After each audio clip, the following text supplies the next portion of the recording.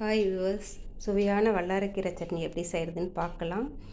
1 table spoon உளுத்தம்பருப்பு, 1 table spoon கடலைப்பருப்பு, தனியா சிறிதளவு, ஜீரகம் சிறிதளவு, 2 இனங்கு கருவேப்பிலை, சிறிது புளி, 6 வல்லாரைக்கீரை, 5 காஞ்ச மிளகாய், 6 சாம்பார் வெங்காயம், சிறிதளவு தேங்காய், தேவையான அளவு உப்பு போட்டுக்கோங்க.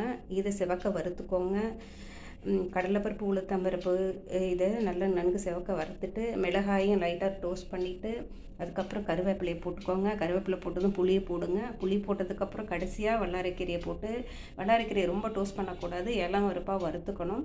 வறுத்துட்டு சூடு ஆறுனது மிக்சி ஜாரில் போட்டு அரைச்சி எடுத்துடுங்க.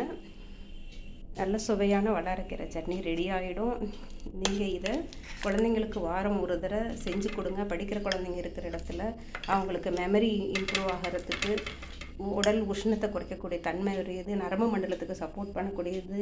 வல்லாரைக்கீரையின் மருத்துவ குணங்களை நிறைய சொல்லிக்கிட்டே போகலாம். செஞ்சு பாருங்கள் வியூவர்ஸ். தேங்க்யூ.